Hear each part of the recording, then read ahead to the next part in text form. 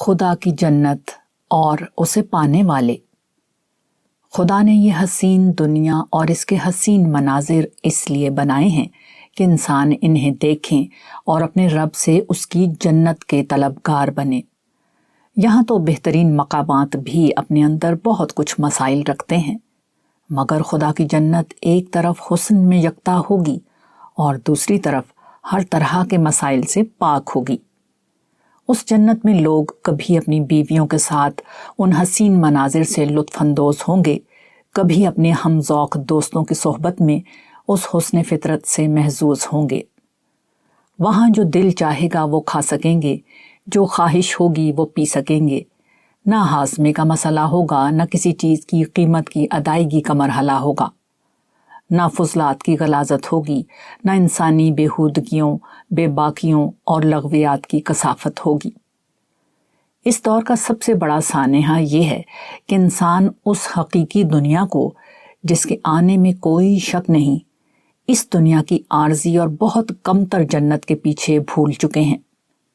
میں نے جب بھی سفر کیا، مجھے وہ غیر مسلم ملے جو شرک اور الحاد میں اس کائنات کی توجیہ کرتے اور زنا، شراب اور جوئے وغیرہ میں اپنا سکون ڈھونڈتے ہیں، یا پھر وہ مسلمان ملے جو ایمان اور اخلاق کی قرآنی دعوت اور نبوی سیرت سے خالی چند ظاہری چیزوں یا سیاسی ہنگاموں کو دین سمجھ بیٹھے ہیں۔ یہ سب کچھ قرآن مجید کی موجودگی میں ہو رہا ہے، جو اپنا مدعا بیان کرنے میں آخری درجے میں واضح ہے، جو اپنی بات میں کوئی شک نہیں چھوڑتا۔ مگر قرآن کی بات اس لیے نہیں سنی جاتی کہ لوگ اپنے تعصبات کے قلوں میں بند ہیں، وہ اپنی خواہشات کے اسیر ہیں، وہ خدا کے وجود کی سچائی کو نہیں دیکھنا چاہتے، وہ آخرت کی آنے والی یقینی دنیا کو نہیں ماننا چاہتے، وہ اپنی خواہشات کو سچائی اور اپنے تعصبات کو دین سمجھتے ہیں۔ میں کبھی سوچتا ہوں کہ لوگ قیامت کے دن کیسے کیسے پچھتاووں کا سامنا کریں گے، جب وہ جنت کو اپنے سامنے دیکھیں گے اور اپنی محرومی کا فیصلہ اپنے نامہ اعمال کی شکل میں دیکھیں گے۔ وہ خدا کو اپنے سامنے دیکھیں گے اور اس کی قربت سے محرومی کا فیصلہ اپنے کانوں سے سنیں گے۔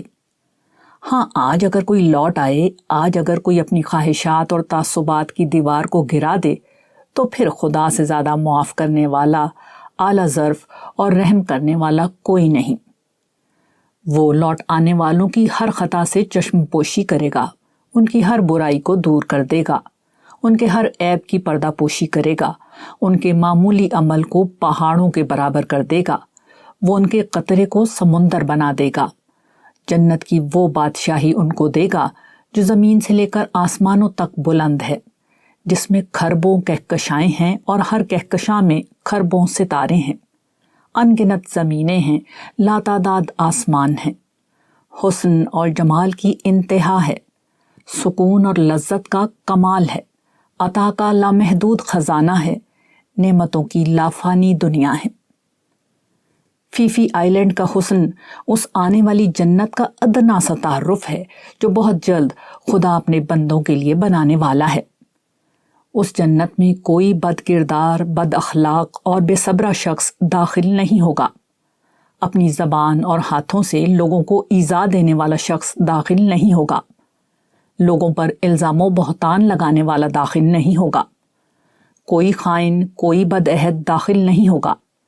کوئی بے حیا اور بے وفا شخص داخل نہیں ہوگا۔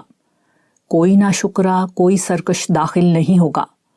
اس میں صرف قرآن کے مطلوب انسان داخل ہوں گے، جن کی زندگی عدل، احسان اور انفاق سے عبارت اور فواحش، حق تلفی اور ظلم و زیادتی سے دور ہوگی۔